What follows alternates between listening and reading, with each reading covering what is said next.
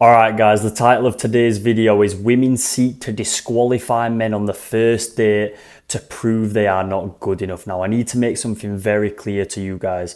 Women are always entering the first date with you trying to disqualify you, trying to look at what you don't have. This means you could have a ton of money and a six-figure job, maybe pick her up in a Bentley but have no confidence. This means you could have looks but no charisma, right? I've got friends who are 6 foot+ who do worse with women than those that are 5'8", because then 5'8" guys have more charisma. And another example is having loads of status, being very high status. Everyone knows you. You've got a bit of clout maybe on social media. You've got over 10k followers. Everyone in the area knows you if you're from a local area, but you are cringe, right? You make it out like everyone loves you and you're famous, and maybe you're big in the small town and everyone just fucking knows your name. We know women date up. They have a hypergamous nature to always look for the best man. They want to win at the dating game. So they are going to come into this first date looking to see what is missing from you, looking to see what you lack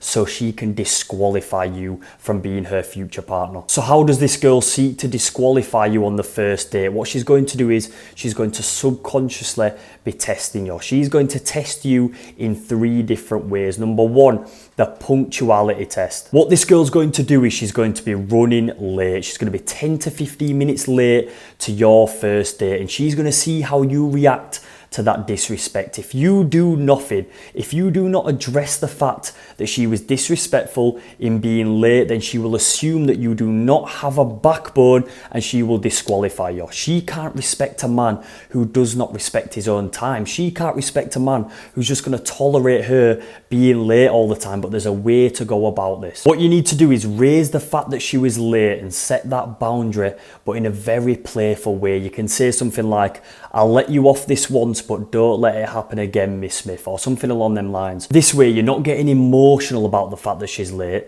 You're not bothered, but you need to make it clear that this girl needs to respect your time and be punctual. The second test girls are going to use to disqualify you on the first date is the frame test, right? She is going to try lead the interaction, lead the date, and see if you take the back seat. All throughout the date, you should be guiding her through the experience. You should be the one leading and taking charge. At the end of the day, you should have planned this date, and if you allow her to take the lead, she's not going to be able to respect you because you are not a leader, you cannot take control, and you cannot protect her. She's also going to be paying attention to how agreeable you are, how much you are saying yes to her. Because if you do not have the ability to say no to her, if you do not have the ability to disagree with her, that is again a thing she cannot respect.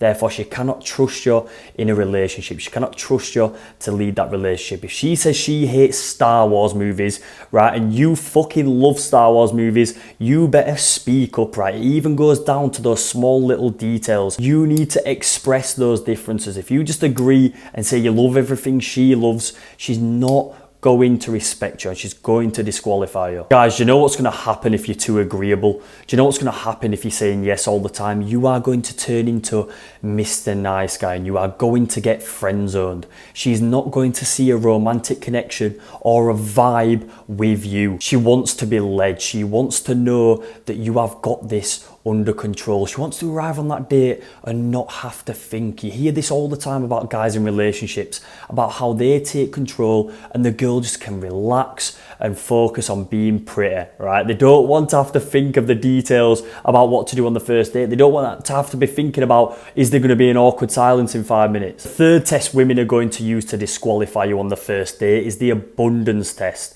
All right, this can happen in 2 different categories. The first category is women and social proof. You might hear something like this on a first date.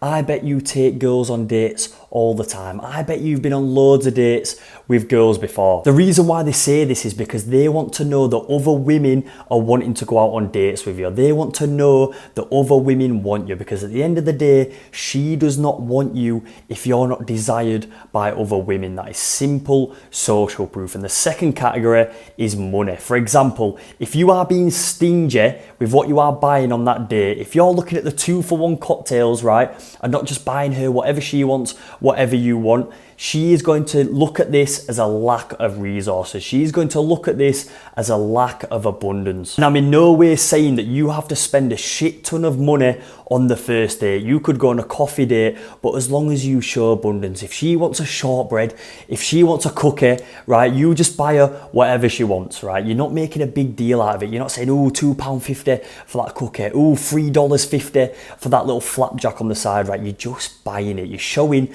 that you're not stingy with your resources. Now, let's imagine that you have passed all the tests so far. This girl has not disqualified you, and you have reached the end of this date. Now, the secret last abundance test that she is going to hit you with, she's going to be looking at how much does this guy want to sleep with me after this date. If you're trying to get her back to your place, if you're desperate to invite her back round, she knows that you are not in abundance. She knows that you do not have your pick of women, and she knows that other women aren't into you like that. At the end of the day, if you are trying to get her back to your place in a hurry, she knows you are not in abundance. She knows that you are not dating other women, and you are putting all your eggs in her basket. And the same thing goes for if you try to set up a second date very quickly. If you're saying, oh, let's get coffee tomorrow after the first date, she's going to be thinking, how has this guy got so much time for me? Am I the only guy